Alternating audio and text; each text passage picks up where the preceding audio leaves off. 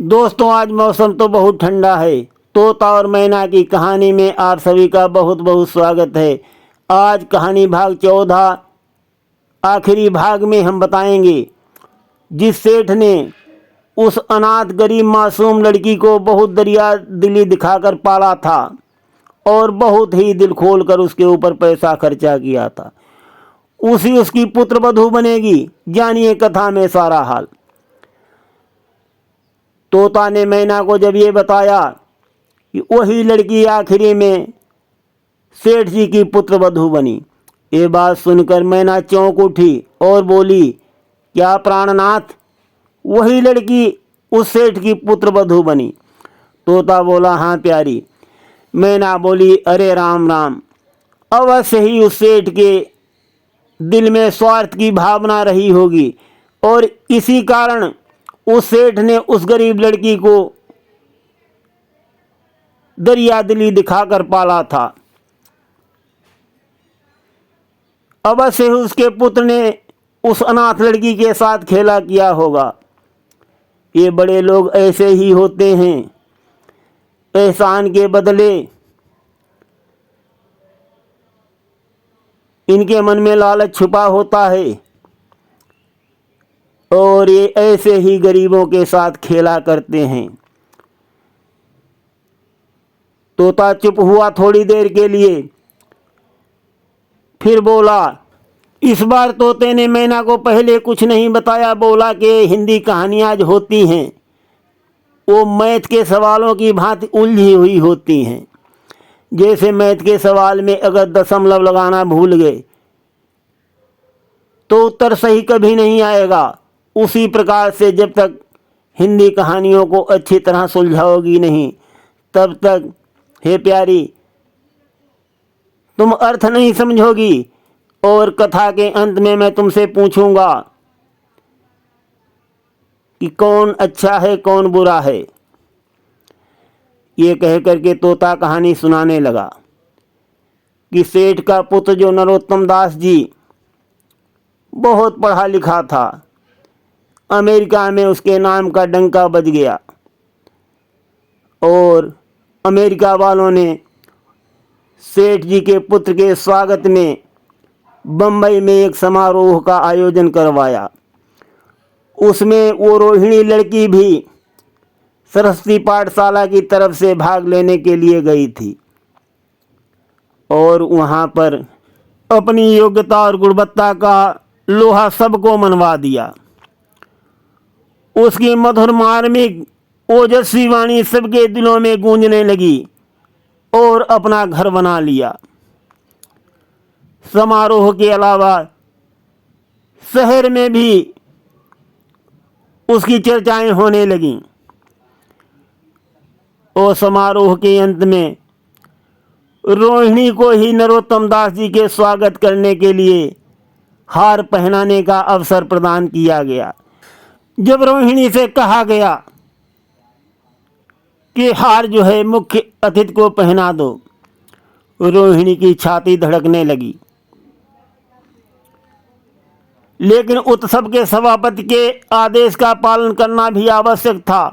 वो सर झुकाए हुए मेज के पास आई और कांपते हाथों से हार को उठा लिया। एक क्षण के लिए दोनों की आंखें मिली और रोहिणी ने नरोत्तम दास के गले में हार डाल दिया। दूसरे दिन सरस्वती पाठशाला के मेहमान विदा होने लगे, लेकिन कौशल्या देवी ने रोहिणी को रोक लिया। बोली, अभी तुम्हें देखने से मेरा जी नहीं भरा है, तुम्हें यहाँ एक हफ्ता कम से कम रहना होगा। आखिर मैं भी तो तुम्हारी माँ हूँ। एक माँ से इतना प्यार और दूसरी माँ से इतना अलगाव। ये बात सुनकर सेठानी को रोहिणी कुछ जवाब नहीं दे पाई। वो सारा हफ्ता कौशल्या देवी सेठानी ने उसकी विदाई की तैयारियों में लगाया। 7वें दिन उसे विदा करने के लिए स्टेशन तक आई। चलते वक्त उससे गले मिली और बहुत कोशिश करने पर भी वो अपने आंसुओं को रोक नहीं पाई। सेठ जी के पुत्र नरोत्तम दास जी भी रोहिणी को स्टेशन तक पहुंचाने के लिए आए थे। जैसे ही रोहिणी वहां से चलने लगी, वो भी बहुत उदास हो गए, उनका चेहरा उतर गया। ये देखकर उनकी माता कौशल्या देवी ने बहुत सहानुभूति से देखकर कहा, अरे बेटा, मुझे तो ख्याल ही नहीं रहा रोहिणी क्या पूना तक अकेली जाएगी। अगर तुम्हारे पास टाइम है तो तुम ही चले जाओ, शाम की गाड़ी से लौट आना। माँ के ये वचन सुनकर नरोत्तम दास जी के चेहरे पर खुशी छा गई, जो इन शब्दों में छिप नहीं सकी। बोले, माँ अच्छा मैं ही चला जाता हूँ। वो इस फिक्र में थे कि देखें विदाई की बातचीत का मौका भी मिलता है या नहीं। परंतु जब उनकी माँ ने कह दिया कि जाओ बेटा, रोहिणी को पूना तक छोड़ आओ, तो मन में खूब खुशी हो गई। सोचने लगे, चलो अब तो बात करने का बहुत मौका मिलेगा, और मुमकिन हुआ तो ला संकोच जो उदासीनता के पर्दे में छिपे हैं मिटा देंगे। नरोत्तम दास जी मन ही मन रोहिणी से प्यार कर बैठे थे, और उन्होंने मन में ठान लिया था कि अगर मैं विवाह करूंगा तो अब रोहिणी के साथ ही करूंगा। और यही सोचकर उन्होंने बम्बई से पूना तक रोहिणी के साथ अकेले में सफ़र किया। बहुत कोशिश की, हिम्मत जुटाई, परंतु हिम्मत नहीं पड़ी।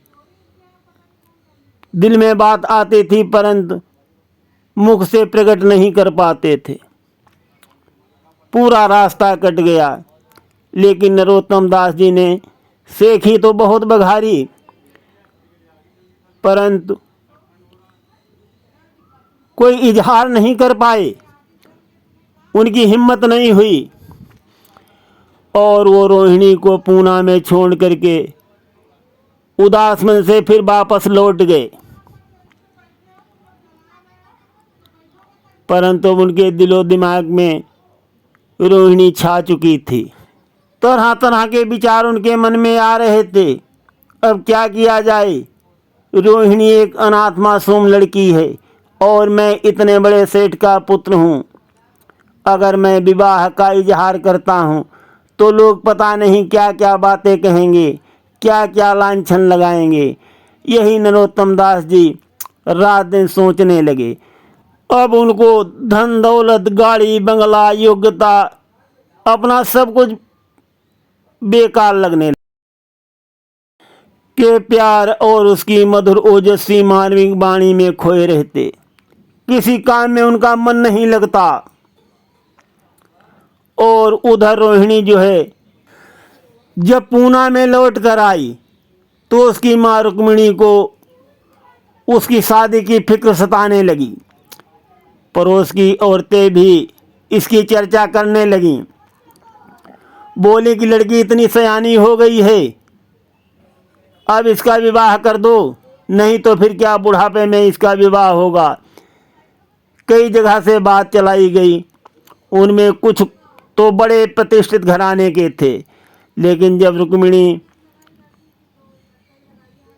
की माँ उन पैगामों को सेठ जी के पास भेजती थी तो सेठ जी नापास कर देते थे और कहते थे कि मुझे रुक्मिणी के विवाह की चिंता है, तुम चिंता मत करो।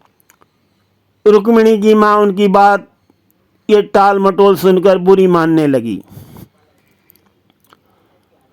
रोहिणी को बंबई से लौटे हुए 1 महीना हो चुका था। एक दिन वो पाठशाला से लौटी तो उसे उसकी माँ की चारपाई पर एक खत पड़ा हुआ मिला।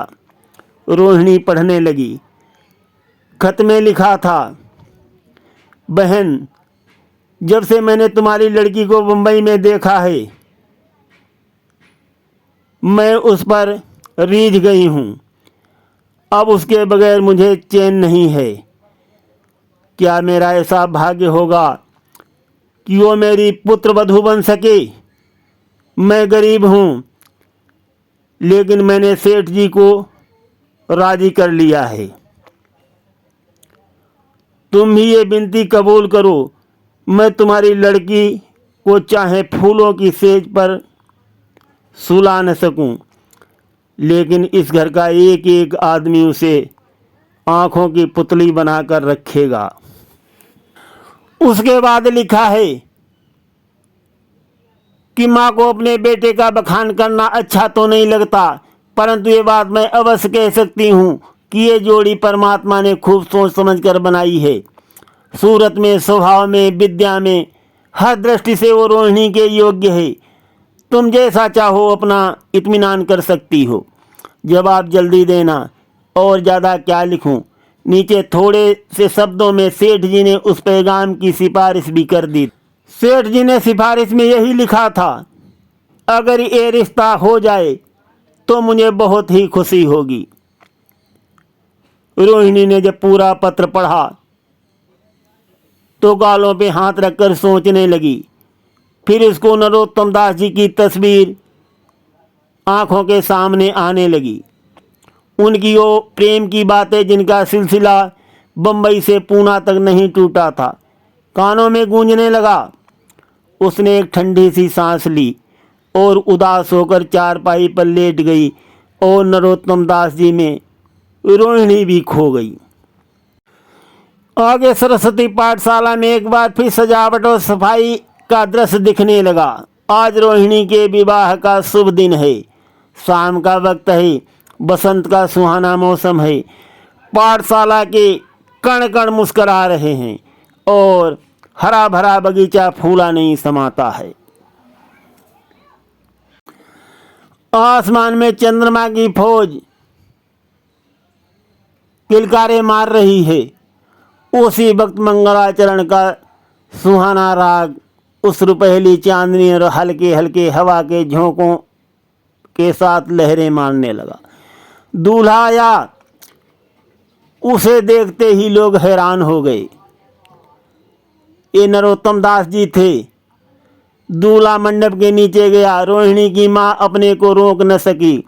उसी वक्त जाकर वो सेठ जी के पैरों में गिर पड़ी। रोहिणी की आंखों से प्रेम और आनंद के आंसू बहने लगे। मंडप के नीचे हवन कुंड बना था। हवन शुरू हुआ। खुशबू की लपटों में सुगंध छा गई और सारा मैदान महक गया। लोगों के दिलो दिमाग में ताजगी की उमंग पैदा हो गई। फिर संस्कार की बारी आई। दूल्हा और दुल्हन ने आपस में हमदर्दी, जिम्मेदारी और वफादारी के पवित्र शब्द अपनी जवानों से कहे।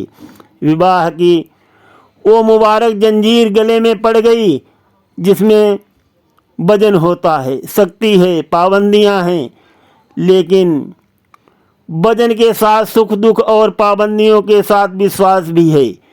दोनों दिलों में उस वक्त एक नई बलवान आत्मिक शक्ति की अनुभूति हो रही थी। जब शादी की रस्में खत्म हो गईं, तब नाच गाने की मजलिस का दौड़ आया। मोहक गीत गूंजने लगे। सेठ जी थक कर चूर हो गए थे। जरा दम लेने के लिए बगीचे में जाकर एक बेंच पर बैठ गए। ठंडी ठंडी हवा आ रही थी।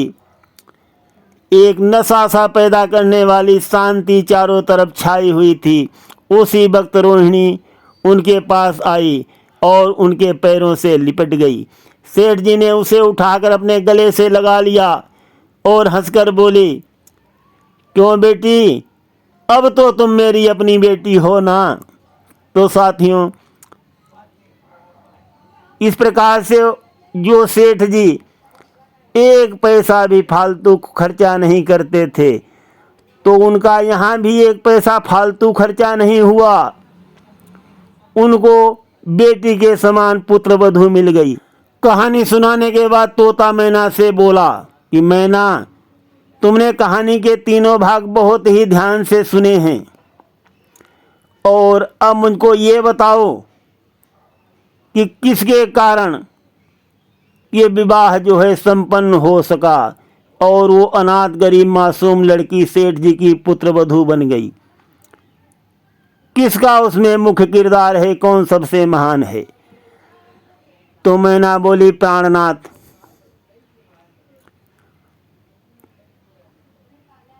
सेठ जी ने तो उसकी दर्दीली आवाज़ को सुनकर दरिया दिली दिखाई थी।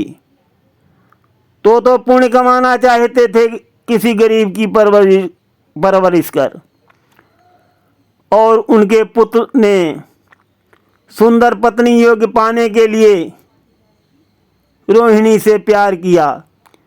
परंतु सबसे महान कौशल्या देवी हैं, जिन्होंने इतनी महान और इतनी बड़ी हस्ती होते हुए भी अपने आप को योग्य पुत्र वधू पाने के लिए कितना गरीब और दीन लिख दिया कि मैं बहुत गरीब हूँ। और अगर कौशल्या देवी अपने आप को गरीब न लिखती तो रोहिणी की माँ रुक्मिणी कभी भी उनके पुत्र से विवाह नहीं करती। तो सबसे महान कौशल्या देवी हैं। मैना का ये उत्तर सुनकर तोता बहुत खुश हुआ। सुनते रहिए अनसुनी हिंदी कहानियाँ ग्रीस आध्यात्मिक ड्रीम में, जो बहुत ही प्रेरणादायी होती हैं। और अगर कथा पसंद आए तो लाइक और सब्सक्राइब कमेंट अवश्य करें, जो इस प्रकार की कहानियाँ हम आप सभी को भेजते रहें। धन्यवाद।